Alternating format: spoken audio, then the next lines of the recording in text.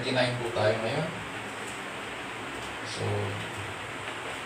ang Psalm 139 ay isa sa mga kilalang Psalms dahil doon sa kanyang panalangin sa bandang huli. Maaari nating sabihin ng ating pag-aaralan sa umagang ito ay bahagi ng series ng pag-aaral natin ng Psalms. At maaari nating sabihin na bahagi rin ito ng pag-aaral natin ukol sa konsepto ng Diyos sa VBM Statement of Faith. So it is a transition of sorts. Bago tayo magpatuloy, hayaan niyo pong basahin ko po muli ang ating text sa umagang ito. This time naman po sa Tagalog. Ganito po ang sinasabi sa Psalm 139. Lubos ang kaalaman at paglingap ng Diyos. Ako'y iyong sinisiyasat, batid mo ang aking buhay. Ang lahat kong lihim, Yahweh, ay tiyak mong nalalaman. Ang lahat ng gawain ko sa iyo ay hindi lihim. Kahit ikaw ay malayo, batid mo ang aking isip. Ako'y iyong nakikita, gumagawa o hindi man. Ang lahat ng gawain ko ay pawang iyong nalalaman. Di pa ako umiimik, yaong aking sasabihin, alam mo ang lahat ng iyon, lahat ay di malilihim. Ikaw ay laging kapiling ko, katabi ko oras-oras. Ang likas mong kalakasan ang sa akin nag-iingat. Nagtataka ang sarilit, alam mo ang aking buhay. Di ko kayang unawain yang iyong karunungan. Saan ako magpupunta upang ako ay makatakas? Sa banal mong espiritu ay hindi ako makaiwas. Kung langit ang puntahan ko, piyong ika'y naroroon. Sa Sheol ay naroroon ka kung di na ako manganganlong. O kung doon ako manganganlong. Kung ako ay makalipad, umiwas ng pasilangan, o kaya ang tirahan ko ay ang duluhan ng kanluran. Piyong ikaw ay naroroon, upang ako ay pangunahan, matatagpo kita roon, upang ako ay tulungan. Kung ang aking pagtaguan ay ang dilim na pusikit, padilim ng parang gabi ang liwanag sa paligid. Maging itong kadiliman sa iyo ay hindi dilim, at sa iyo yaong gabi parang araw na maningning. Madilim at maliwanag sa iyo ay pareho rin. Ang anumang aking sangkap, ikaw o Diyos ang lumikha. Sa tiyan ng aking inay, hinugis mo akong bata. Pinupuri kita o Diyos, marapat ka ang katakutan. Ang lahat ng gawain mo ay kahangahangang tunay. Sa loob ng aking puso, lahat ito'y nakikintal. Ang buto ko sa katawan noong iyon ay hugisin. Sa loob ng bahay bata, dooy iyong napapansin. Lumalaki ako roong sa iyo'y di nalilihim. Ako'y iyong nakita na hindi pa man sumisilang. Batid mo kung ilang taon ang haba ng aking buhay pagkat ito'y nakatitik sa aklat mo na talaan. Matagal ng balangkas mong ikaw lamang ang may alam. Tunay, Yahweh, di ko kayang matao ang iyong isip, ang dami ng iyong balak ay hindi ko nababatid. Kung ito ay bibilangin ay sindami ng buhangin, sasayo pa rin ako kung umaga na magising. Ang hangad ko, Panginooy, patayin mo ang masama, at ang mga mararahas ay iwanan akong kusa. Mayroon silang sinasabing masasama laban sa iyo, at kanilang dinudusta pati ang pangalan mo. Lubos akong nasusuklam sa sino mang muhi sa iyo. Ang lahat ng nag-aalsa laban sa iyo ay di ko gusto. Lubos akong namumuhi, lubos din ang pagkasuklam. Sa ganoong mga tao, ang turing ko ay kaaway. O Diyos, ako'y siya sa atin. Alamin ang aking isip. Subukin mo ako ngayon kung ano ang aking nais. Kung ako ay hindi tapat, ito'y iyong nababatid. Sa buhay na walang hanggan, samahan mo at ihatid. Ito po ang salita ng Panginoon, purihin ang Diyos. Ang Panginoong Diyos ay may tinatawag na incommunicable at saka communicable na attributes. Kapag sinabi natin incommunicable attributes, ito yung mga katangian ng Diyos na inherent sa Kanya. Ngunit hindi niya ito sinishare sa Kanyang mga creatures. Ito ay sa Kanya lang. Exclusive sa Kanya. Tulad ng infinite knowledge o yung tinatawag nating omniscience. Pagiging all-knowing niya. Yung Kanyang pagiging ever-present or omnipresence. At yung pagiging makapangyarihan at pagkakaroon ng control sa lahat ng bagay. Yung tinatawag natin na omnipotence. Ngunit hindi lamang ito ang mga katangian ng Diyos. Meron din siyang tinatawag natin ng mga qualities na that He also shares with His creatures. Tulad ng love or pag-ibig, yung goodness, yung kindness, at saka holiness. Itong mga moral qualities na ito ay ang tinatawag na communicable attributes. So pag sabing incommunicable, ito yung exclusive sa Kanya, inherent sa Kanya. Pero pag sinabing communicable attributes, these are qualities or these are attributes that He also shares with His creatures like us. Sa pag-aaral natin ng konsepto ng Diyos, it is always helpful na sagutin ang tanong, how is God different from us? Ang karaniwan po na assumption is that God is the same as you and me. Especially sa panahon natin ngayon. Sapagkat we do not place importance in the differences. Mas gusto natin nagkakaisa, mga ganyang bagay. May cooperation. Pero when we talk about God, it is important that we talk about how different He is from us. Hindi po siya tao. Walang lumikha sa Kanya, walang lumalang sa Kanya. And therefore, it is important na meron tayong tamang konsepto. Siya ay Diyos, tayo ay creatures lang. Bagamat may mga common qualities tayo sa Kanya, iba siya sapagkat inherent itong mga qualities sa Kanya. Maging ang pag-ibig, maging ang kabutihan, maging ang kagandahang loob, ito ay inherent sa Kanya. Kumbaga, ito ay substance niya. Matatandaan natin, sabi ni Apostle John, God is love. These qualities are inherent sa Kanya. Hindi katulad sa atin, shinare lang niya. We receive these as gifts from Him. Diba nga? Sabi pa nga ni Pablo sa Galatians 5, and the fruit of the Spirit is love, joy, peace, patience, gentleness, goodness, kindness, faith, self-control. These qualities were shared, were given to us as gifts.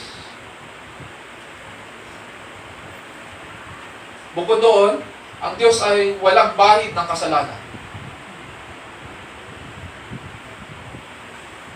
Ibang-iba siya sa atin.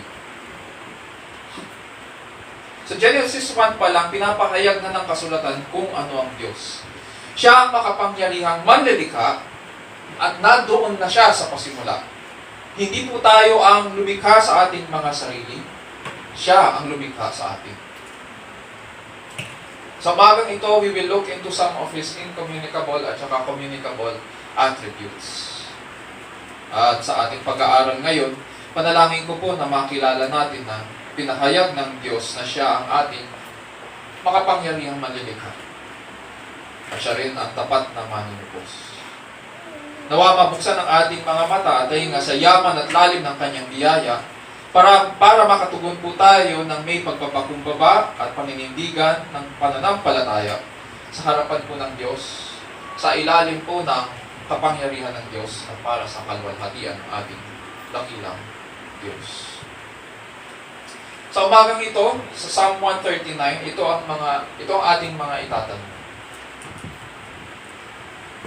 What does it mean that God is all-knowing? Titingnan natin yung difference. Bakit ba ibang-iba ang Diyos sa atin? So what does it mean when God says that He is all-knowing? What does it mean? Ano yun? What does it mean that God is ever-present? And what does it mean that God is all-powerful? And what does it also mean that God is holy, holy, holy. Ang aklat po ng mga awit ay collection po ng mga awit at panalangin na ginagamit ng mga Hudyo sa public and private worship. In the past, nung pinag-aaralan natin ang books ng Psalms, ngayon, Psalm 139, pag pinag-aaralan natin to, nire-recite po nila ito sa kanila at ginagamit nila ito sa kanilang public and private worship. Ang buong aklat ng Psalms ay binubuo ng 5 aklat po at itong awitin na ating pag-aaralan ngayon ay bahagi ng Book 5 na binubuo ng Psalms 107 hanggang 150. Ang awitin na ating pag-aaralan ngayon ay sinulat ni Haring David. At ito po ay isang awit ng papuri.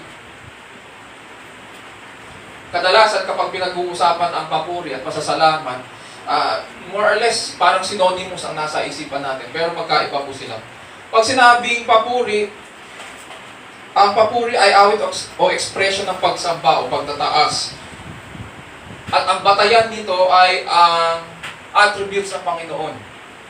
Pinupuri ko siya dahil siya po ay marunong. Pinupuri ko siya dahil siya po ay makapangyarihan. Dahil siya ay puno ng awa, mapagbigay, mapagpatawad.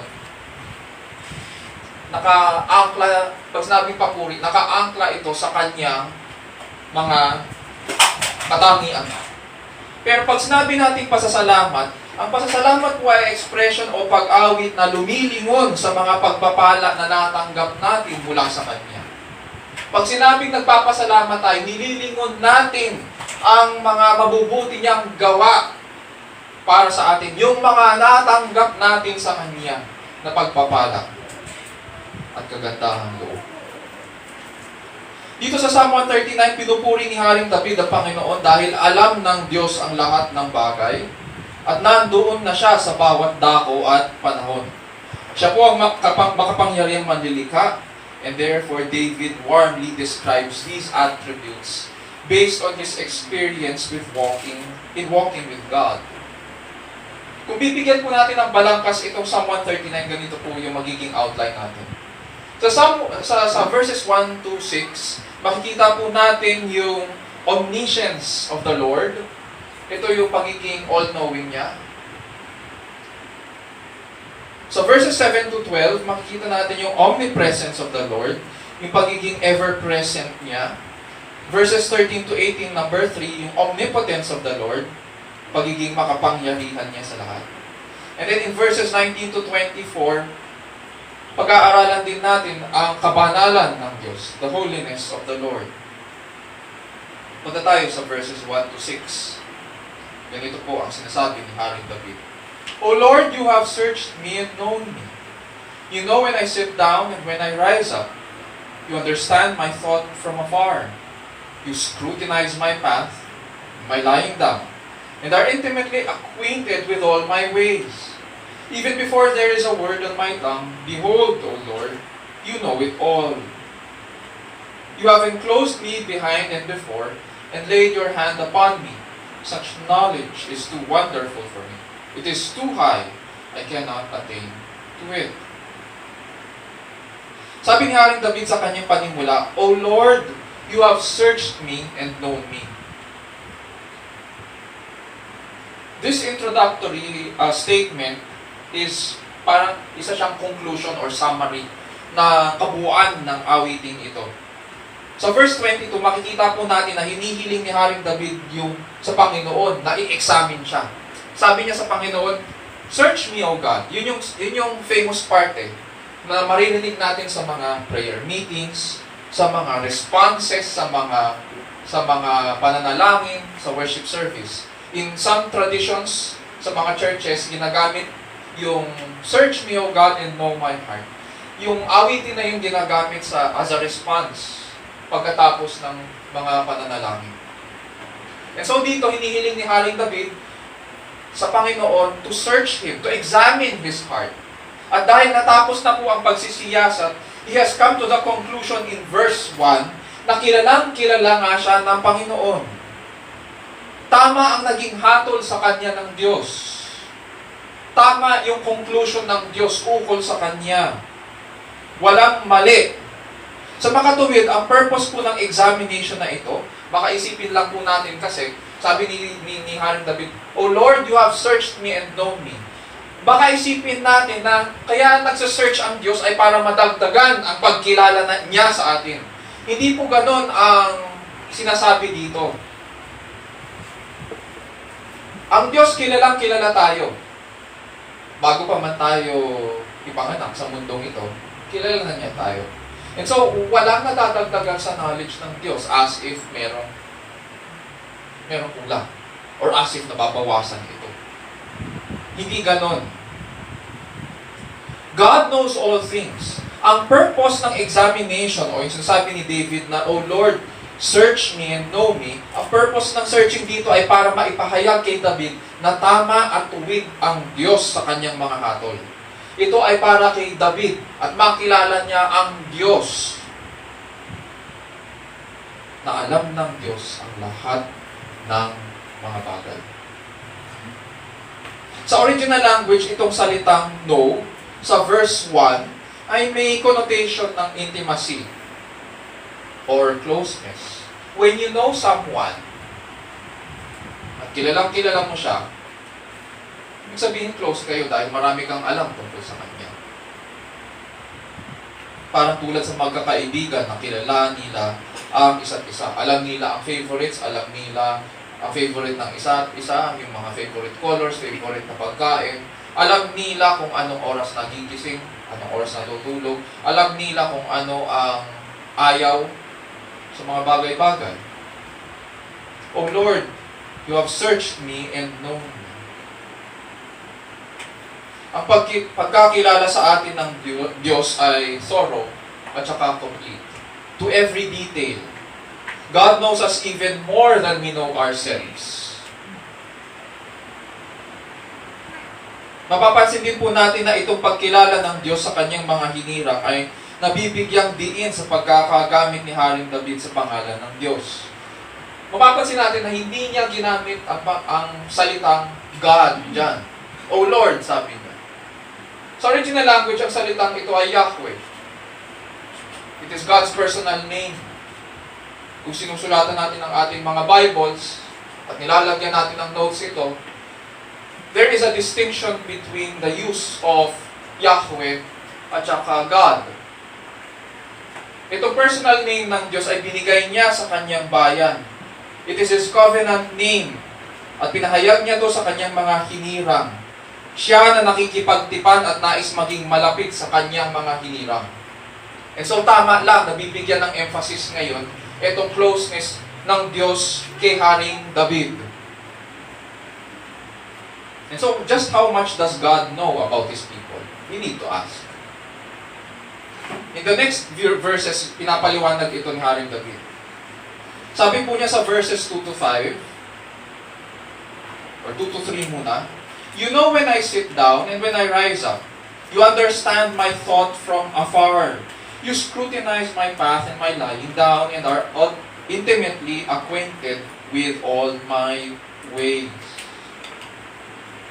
Ang karunungan ng Diyos ay hindi limited ng distance or proximity.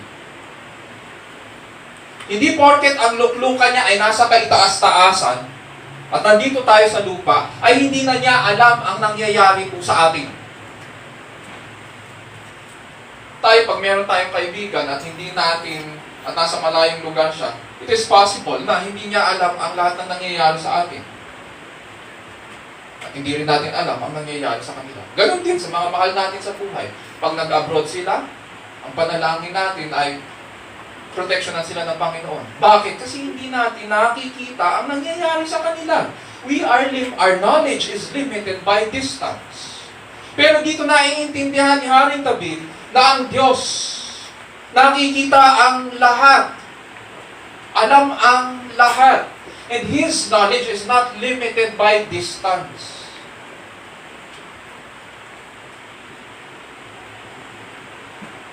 Simula sa ating paggising sa umaga hanggang sa pagtulog natin sa higaan sa katapusan ng bawat araw, alam po yan ng Diyos. Wala pong malayo sa Kanya. Hindi lang yun. Hindi lamang the beginning and end of each day ang alam ng Diyos. He also knows yung decisions natin.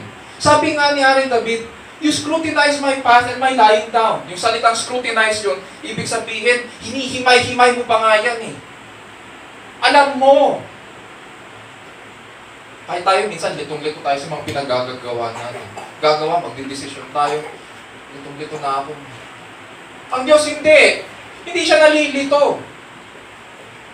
He scrutinizes our path and He is acquainted with all my ways. Alam na alam niya. The Lord knows our decisions and our ways and everything we do in between each day. Hayag sa Kanya ang ating landas, hayag sa Kanya ang ating timetable, hayag sa Kanya ang ating mga kalendar. Pati ang mga haka ng ating isipan ay hayag sa Kanya. Ang bawat hakbang ng ating paglakad ay alam niya. Wala tayong maitatago sa Kanya. Sabi ni Haring David sa verse 4, even before there is a word on my tongue, nasa isipan pa lang niya, behold, O Lord, you know it all. So, kitang-kita ng Diyos ang tumatakbo sa ating isipan. Ako hindi ko alam ang tumatakbo sa inyong isipan ngayon. Nakikita ko lang ang inyong mga mata. Nakikita ko lang ang inyong mga expressions. Pero hindi ko nakikita ang inyong nasa isipan. Pero Diyos, hayag sa Kanya ang lahat.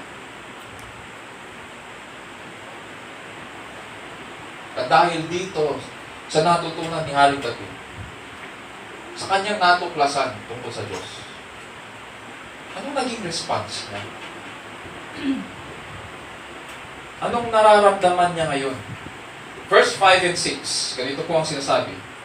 You have enclosed me behind and before, and laid your hand upon me. Such knowledge is too wonderful for me. It is too high, I cannot attain to it. Dahil po wala siyang takas sa mata ng Diyos, nakaramdam po siya ngayon ng sense of confinement. Parang nalula siya ngayon sa natuklasan niya. Ang salitang ginamit dito na hand, and laid your hand upon me. Imagine mo dito, sino dito nanghuhuli ng tipaklong? Bata sila. Or ipis. Sabi nila, wala daw macho-macho sa lumilipad na ipis. Kapag nanghuhuli ka, nakaganyan yung kamay mo di ba? Nakaganyan eh.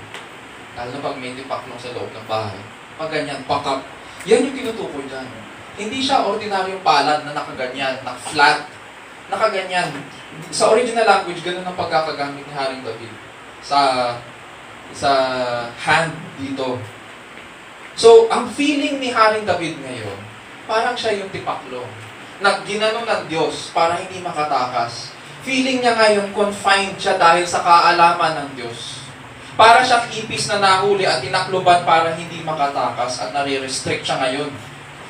Dahil ganito ang nararamdaman ni Haring David, ang conclusion niya ay na-overwhelm siya, nalulula siya.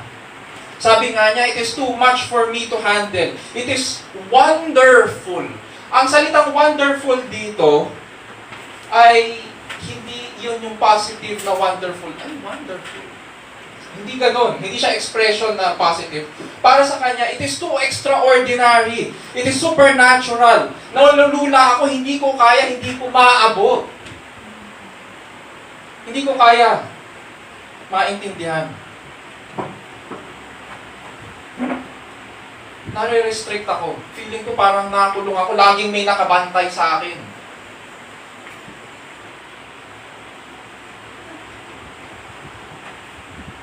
Ganun bang naging pakiramdam niyo ngayon na sinabi ni Haring David na laging may mata na nakabantay sa atin?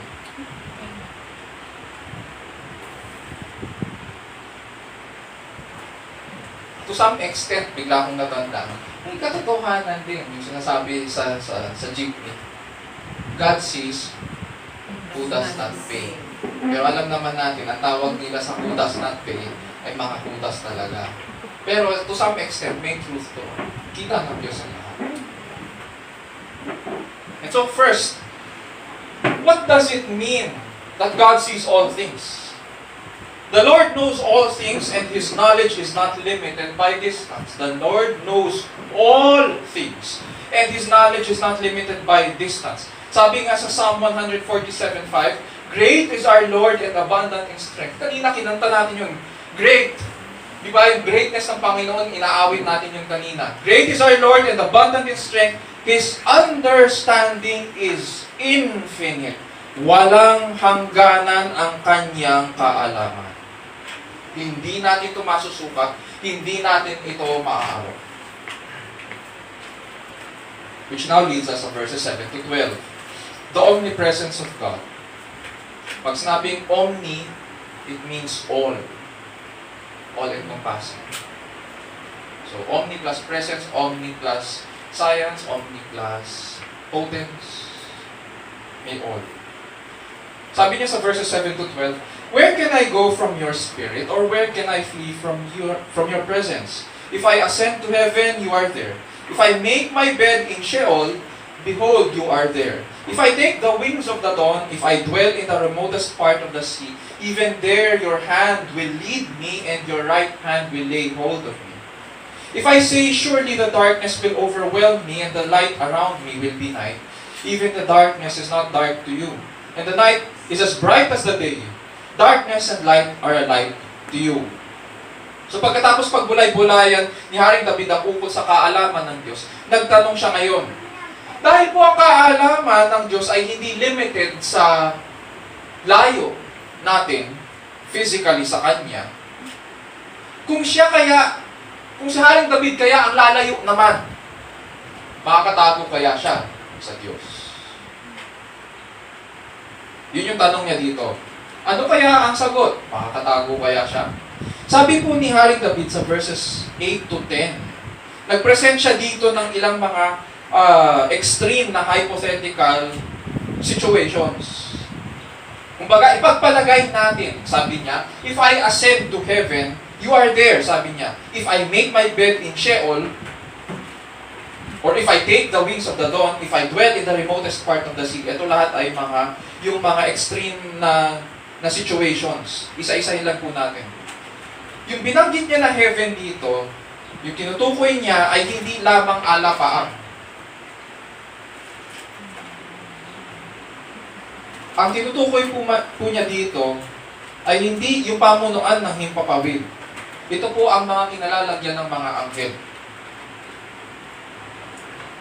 Ang pinakamataas na dako sa creation, especially nung Old Testament, sa Old Testament cosmology. Ang Sheol naman ay dakong pinupuntahan ng mga yumao. The land of the dead. Sa Griego, ang tawag dito ay Hades. Ang langit po at Sheol ay parehong hindi accessible sa mga buhay. So, anong tinatanong dito ni Haring David? Kung kaya pumunta ako doon at tumakas ako, pumunta akong langit, o kung kaya doon ko gawin sa Sheol ang aking higaan, doon ako manganlong. Okay kaya? Makakatakas kaya ako? Hindi lang yun, dinagdagan pa niya. May sinabi siya tungkol dito sa wings of the dawn, at saka doon sa remotest part of the sea.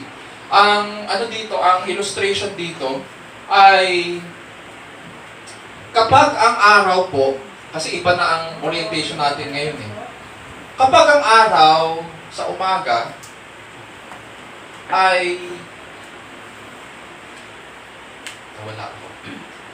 Kayo din. Kapag ang araw ay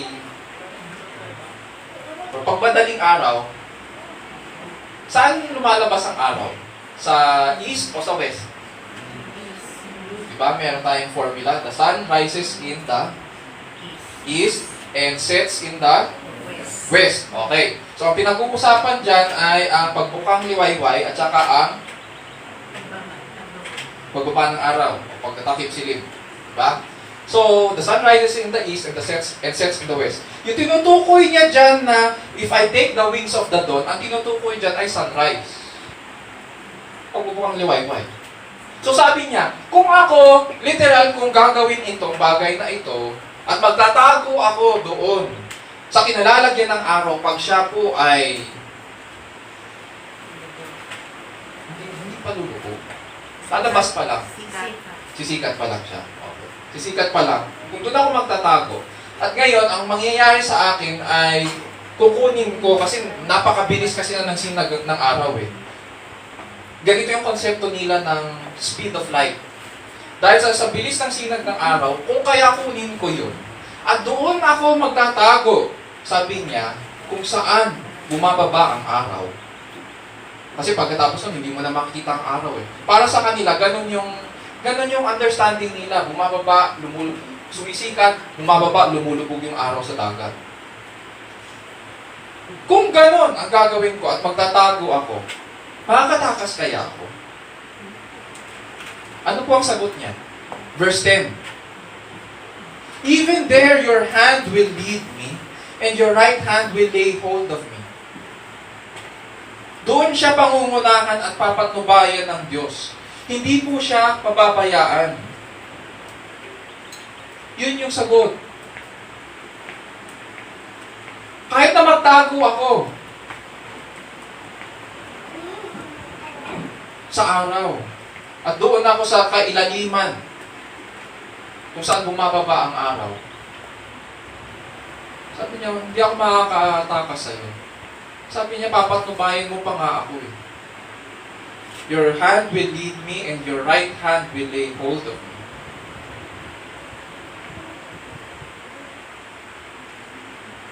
Tapos sa verse 11, dito medyo exaggerating na si Haring David. At nakakakilabot yung kanyang exaggeration. Sabi niya sa verse 11, if I say, surely the darkness will overwhelm me, and the light around me will be night. Diyan muna tayo. Noong unang panahon po, ang paglalakbay sa gabi ay ang pinakamapanganib na maaaring gawin ng isang manlalakbay. Karamihan ng mga naglalakbay kapag may araw pa. Iniiwasan nila na maglakbay sa gabi. Sapagkat doon nagsisinabasan ng mga tulisan at magnanakaw. At kung hindi ka mahuhulog sa kanila,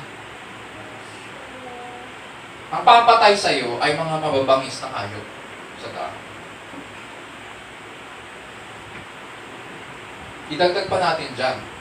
Kung maglalakbay ka sa gabi noong unang panahon,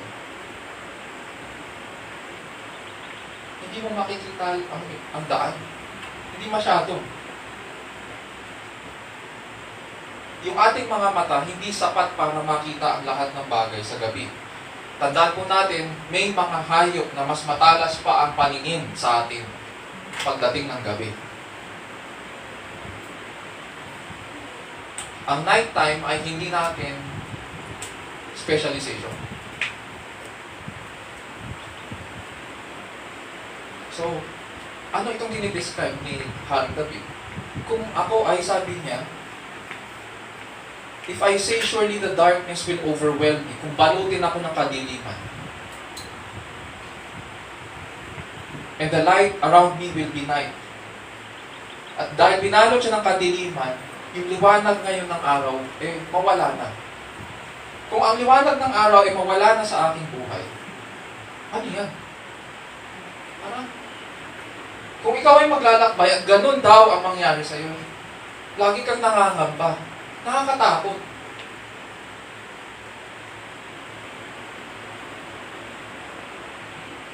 Ngayon, ang intention niya ay magtago sa ganung klaseng kadiliman.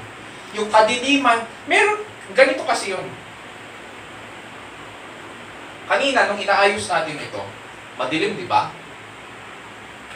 Tapos, nung binukas natin yung ilaw, nanatili bang madilim? Hindi kayo sigurado. Nung binuksan yung ilaw, ulitin ko yung tanong, nung binuksan yung ilaw, nanatili bang madilim? Hindi. Kahit saang dako ng mundo, Sa oras na binuksan mo ang ilaw, nawawala ang dilim. Dito sinasabi ni Haring David, mayroong kadiliman na bumabalot. At sabi niya, ina-assume niya, at itong klase ng kadiliman, sabi niya, nakakapagtaka. Yung liwanag dito, hindi kayang tuksain yung dilim. We have not seen this kind of darkness before. At nakakapangilabot. Pero ang assumption ni Haring David, kung kaya ganun ang mangyari sa atin, sabi niya sa Panginoon, dito sa kanyang panalangin at awitin na ito, kung kaya ganun ang mangyari sa akin, sabi niya sa Panginoon, mawawala kaya ako sa paningin ng Diyos? Kasi ito yung klase ng kadiliman na hindi napupuksa ng liwanag. Sa New Testament, pag binasa natin ito, may mga katumbas ito. Yung sinasabi ni Jesus Christ, and they will be thrown out into the utter darkness, where there will be gnashing of teeth. Yun. Pero dito, ina-assume ni Haring David, paano kaya kung ganito, Panginoon?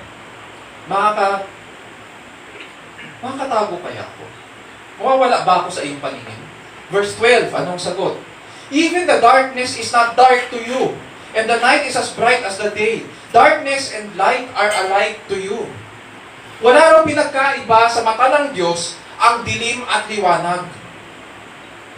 Hindi tayo nakakakita sa dilim. Gusto pa nga natin minsan, di ba? Pag madilim, nakakatulog tayo. Pero hindi tayo nakakakita.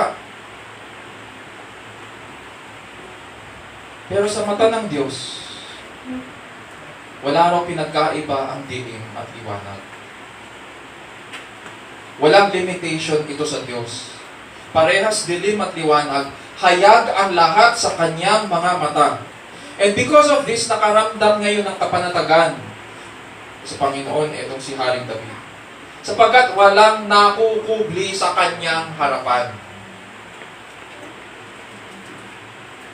Which now leads us sa number 2. What does it mean that the Lord is everywhere present? It means, so number 2, the Lord is immense in nature. The Lord is immense in nature. Immense as in yung synonym ng immensity or largeness. The Lord is immense in nature and is present everywhere we go. The Lord is immense in nature and is present everywhere we go.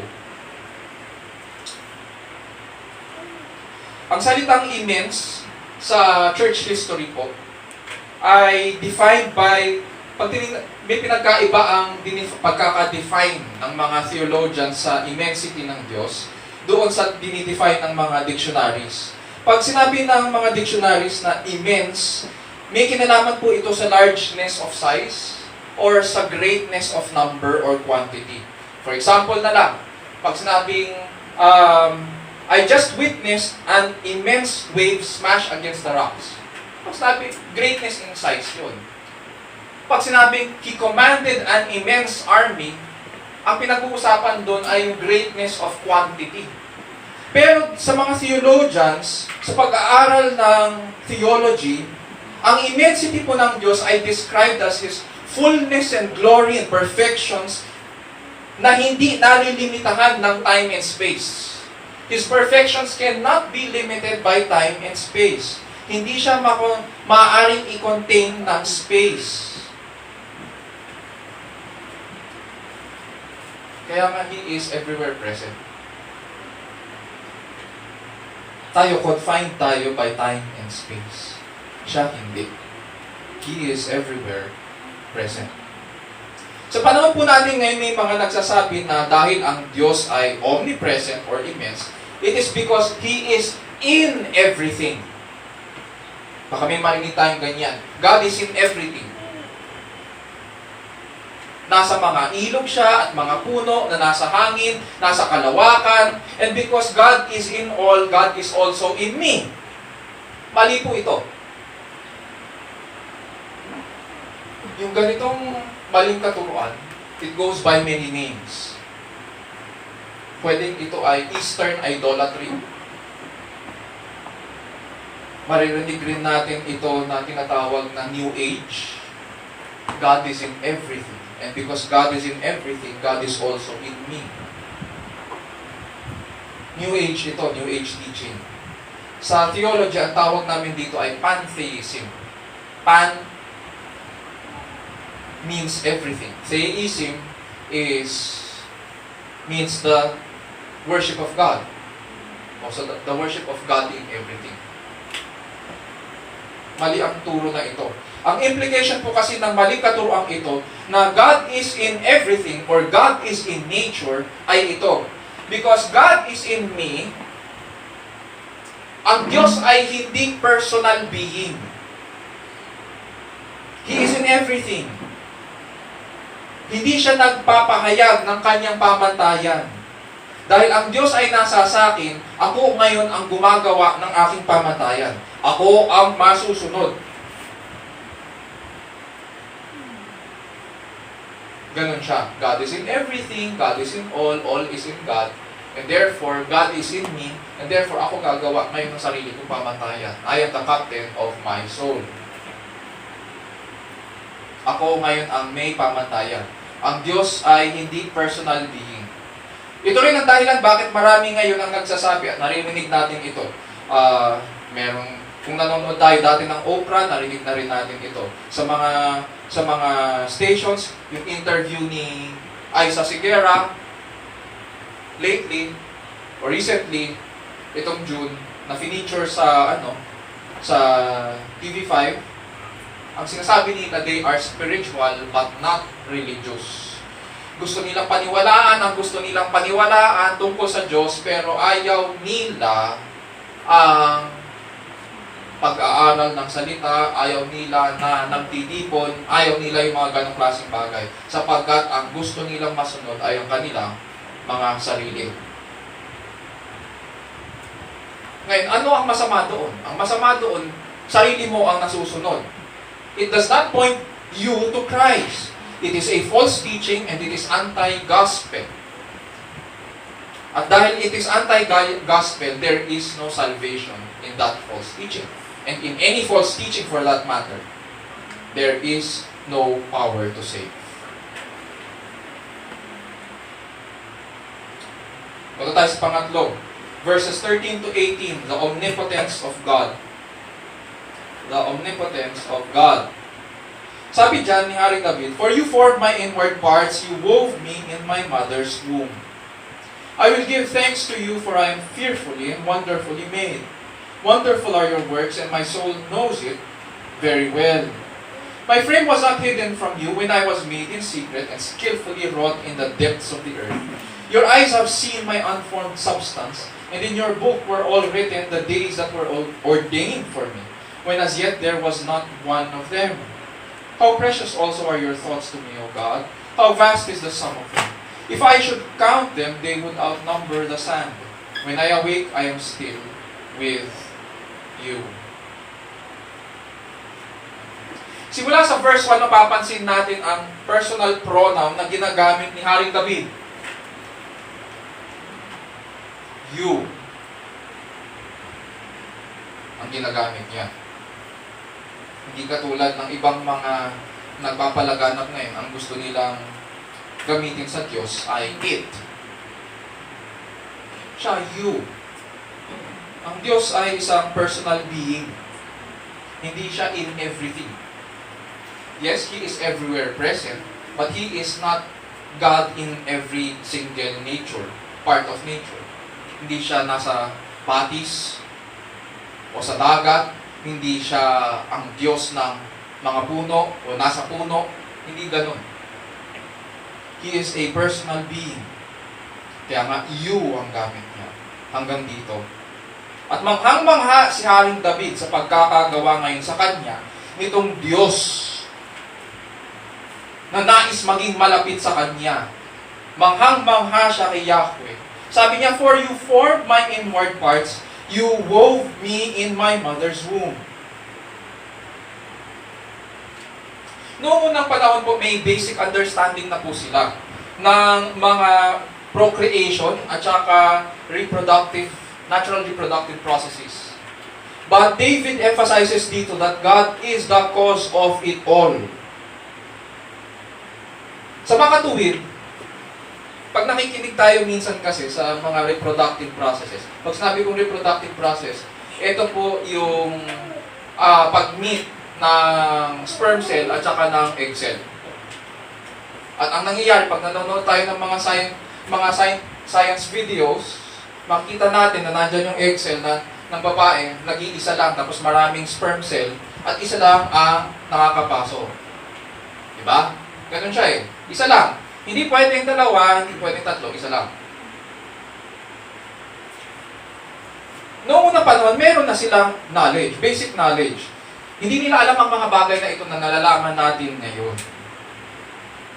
Katulad ng pagkatapos ng ano nangyayari, merong cell mitosis or nagre-reproduce yung mga cells.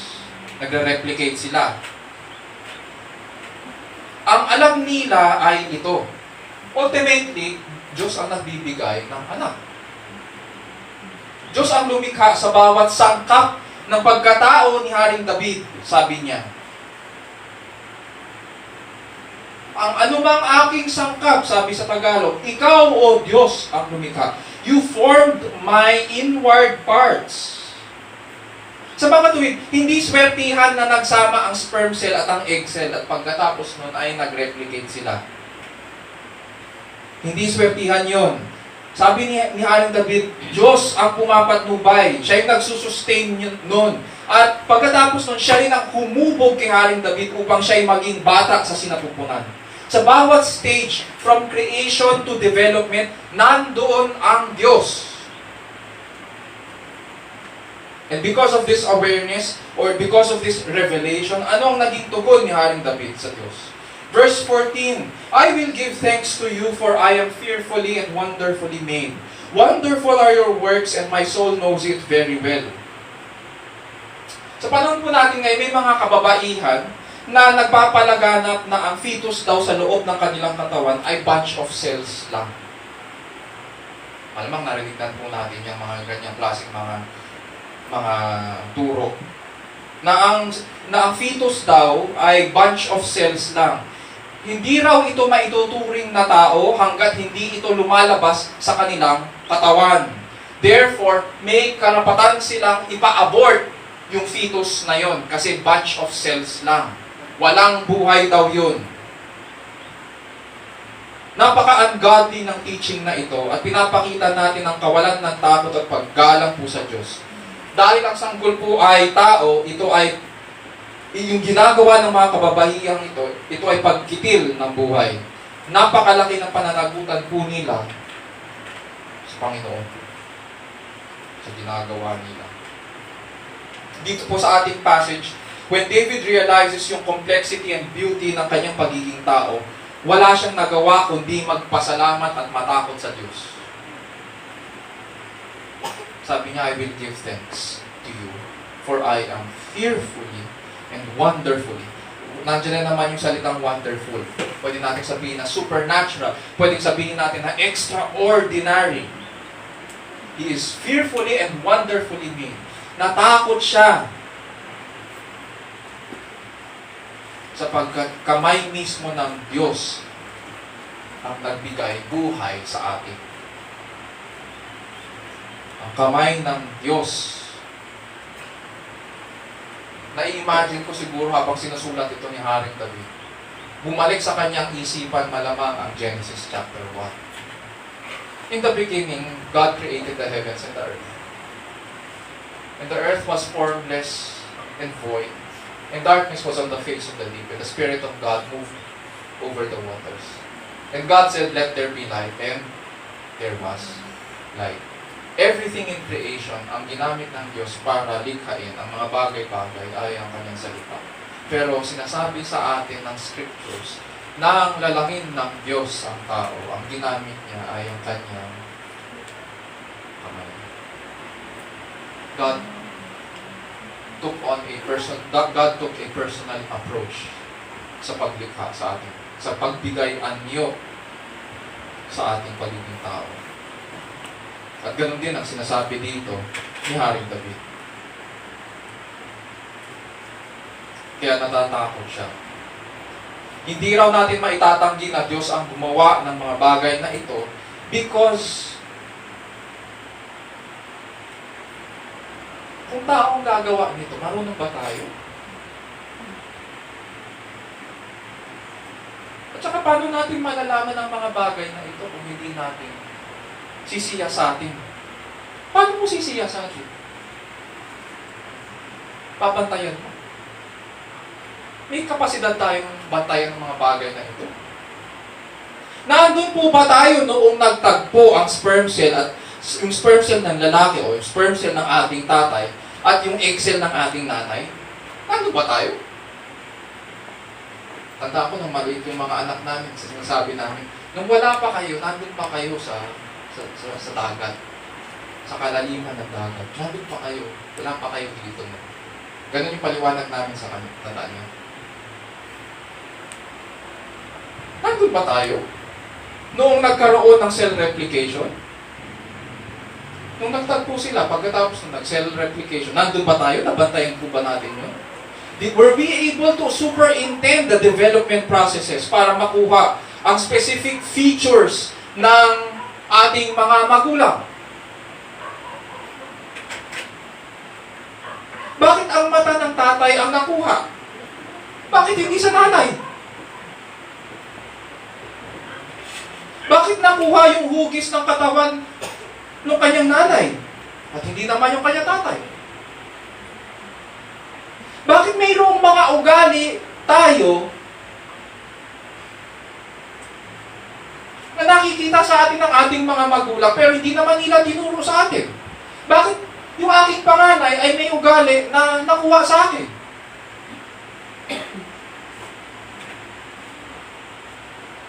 Bakit yung aking bunso?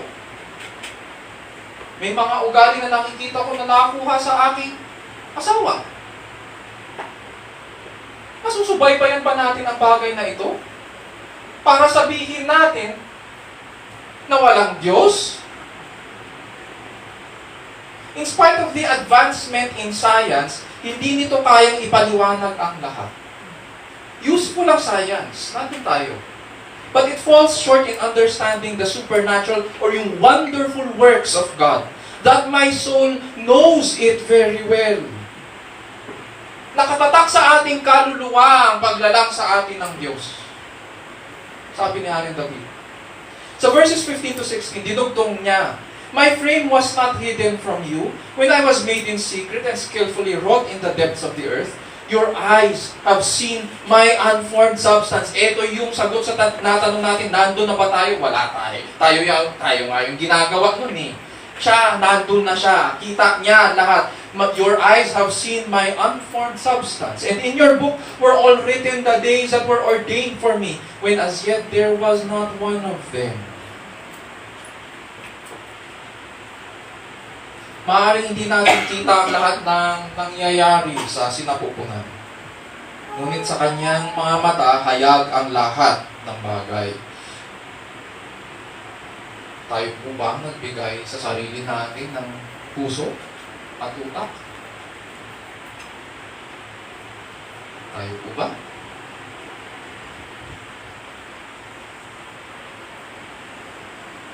Dahil ang Diyos ay nandoon, nakita na niya. Siya po ang nagbigay sa atin ng mga puso at utak.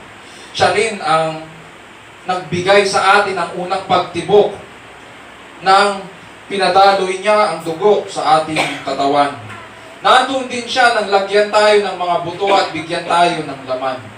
More than that, sabi ni Haring David, "In your book were all written the days that were ordained for me, when as yet there was not one of them." Itong aklat na tinutukoy niya dito ay ang Book of the Living. At sumasakisag ito sa pagtatalaga niya ng lahat ng ating mga araw. Hindi pa tayo pinapanganak, alam na niya kung gaano katagal ang ating buhay. Alam na niya kung anong gagawin natin sa bawat araw. Alam na niya kung ano ang ating magiging decisions. Alam na niya kung ano ang ating mga challenges and difficulties na haharapin sa ating buhay. Lahat yun alam niya ang ating, kaya nga sinabi ni Haring David, I am fearfully and wonderfully made. Because you know the days that were ordained for me, when as yet there was not one of them. Hindi pa ako lumalabas. Alam mo na ang haba ng aking buhay at lahat ng aking gagawin at pagpapasyahan. Siya ang may hawak ng ating buhay, hindi po tayo. Siya ang may panukala at nagbibigay layunin sa ating buhay. Hindi po tayo ang may hawak ng ating buhay. At dahil dito, ano ngayon ang tugon ni Haring David? Verses 17 to 18. How precious also are your thoughts to me, O God. How vast is the sum of them. If I should count them, they would outnumber the sand. When I awake, I am still with you. Sa dami at ganda ng mga bagay na nakaplano sa isipan ng Panginoon, at dahil sa kanyang pag-ibig sa atin, walang magawa si Haring David kundi i-appreciate ang ginawa ng Panginoon at bigyan papuri ang Diyos na lumalang sa Kanya. Sabi ni Haring David, maging ang ating hininga, ang aking hininga upang gumising sa bawat umaga ay mula sa Kanya. At binibigay niya ito para ma-enjoy ko siya, para makita ko at mamalas ko ang Kanyang magagandang gawa, ang Kanyang presensya. So what does it mean that God is omnipotent? Number 3, verses 13 to 18. The Lord is all-powerful and has planned out our lives comprehensively. Comprehensive ang pagplano ng Diyos. Pag sabing comprehensive, ang bawat detalye nandoon at nalalaman niya. Verses 19 to 24.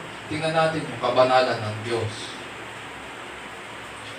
Pagkatapos niyang isipin ang tungkol sa kaalaman, presensya at kapangyarihan ng Diyos, bumaba ngayon si Haring David. Mula sa langit, bumaba siya ngayon sa lupa para ipaliwanag yung kanyang nararanasan, yung kanyang current situation. At sinasabi niya ngayon dito sa verses 19 to 24 yung kanyang realization. Sabi niya, "Oh, that you would slay the wicked, O God. Depart from me, therefore, men of bloodshed." Nagbago na, no? "Oh, that you would slay the wicked, O God." Hindi niya sinabi, "Oh, Yahweh." "Oh, that you would slay the wicked, O God. Depart from me, therefore, men of bloodshed. For they speak against you wickedly, and your enemies take your name in vain. Do I not hate those who hate you, O Lord? And do I not loathe those who rise up against you? I hate them with the utmost hatred. They have become my enemies. Search me, O God, and know my heart. Try me and know my anxious thoughts, and see if there be any hurtful way in me, and lead me in the everlasting way." Dito sa ating passage, mayroon po siyang mga kaaway, it would seem. At ginagamit daw nila ang pangalan ng Diyos para sa kanilang mga masasamang hangarin, gawain. At ang pinoprofess nila ay kilala daw nila Panginoon, ngunit taliwas ang kanilang buhay.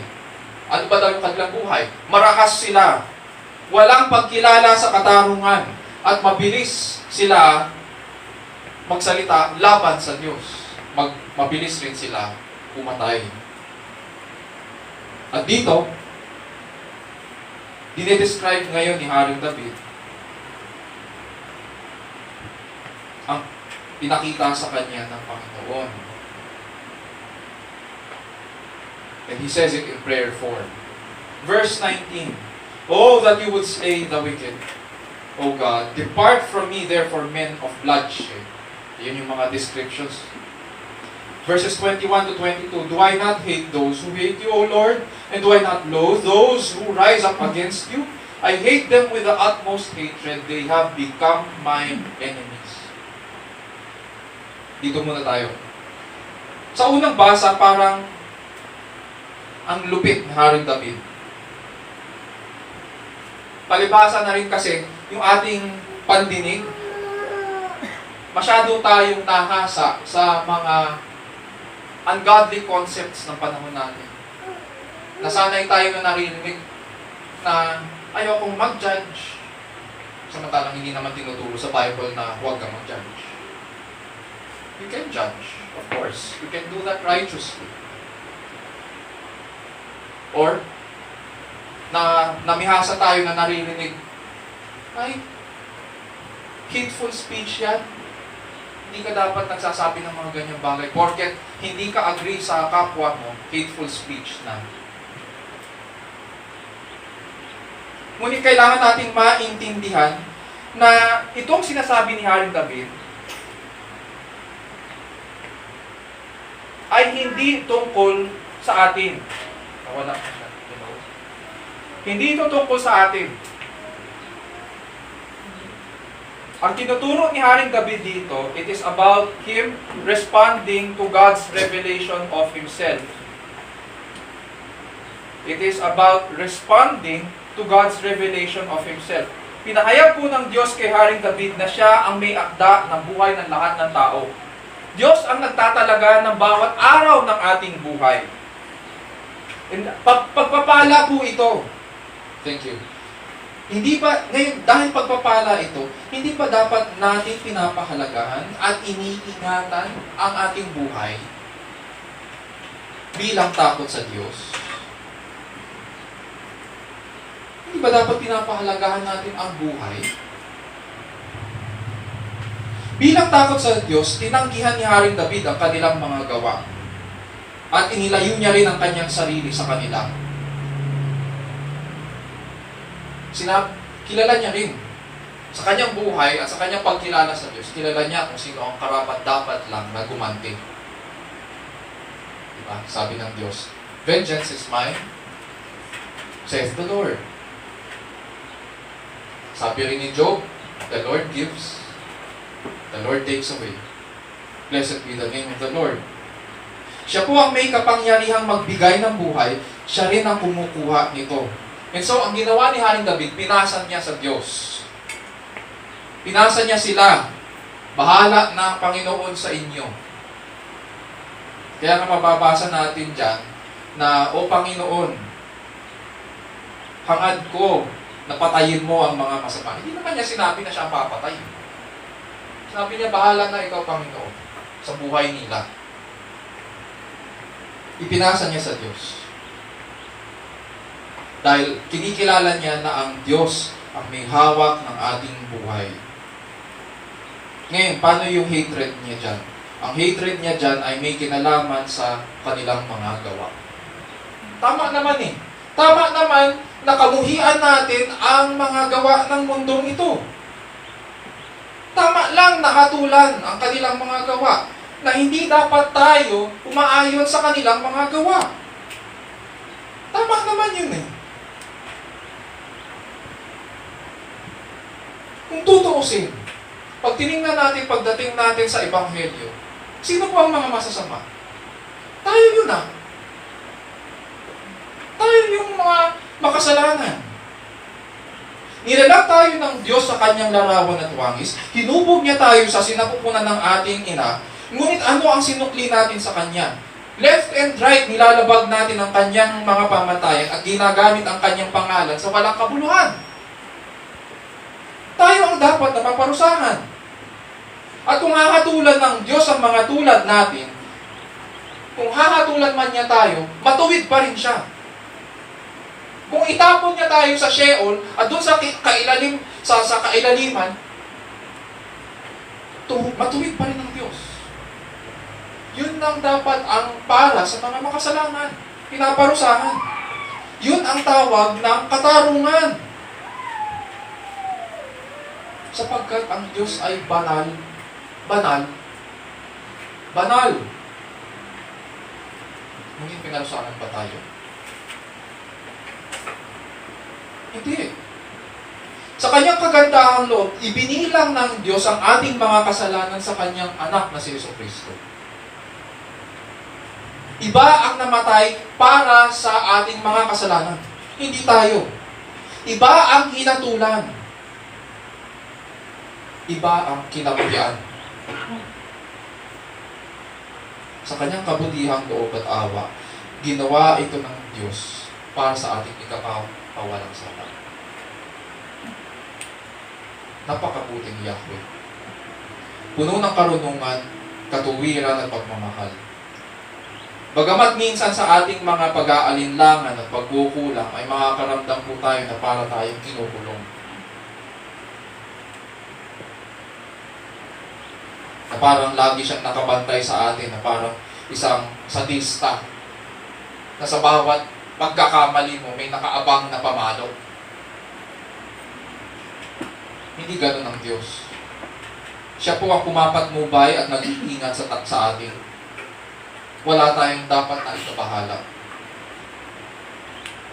At bilang pasasalamat sa kanyang kabutihang loob, ipanalangin natin ang mga kumakalaban sa Diyos at sila yung ipa sa Diyos. Iwasan natin ang kanilang mga masasamang gawa at hilingin sa Panginoon na siya ang sumiyasat at mag-ingat sa atin. Sabi nga ni Haring David, "Search me, O God, and know my heart. Try me." Lahat yan, mga salita ng examination yan. "Try me and know my anxious thoughts. And see if there be any hurtful way in me." See if there be any hurtful way in me. Meron ba akong attitude o pag-iisip na may pinagpaplanuhan ko ba ng masama ang aking kapwa? Pinagpaplanuhan ko bang pumatay o manakit? See if there be any hurtful way in me.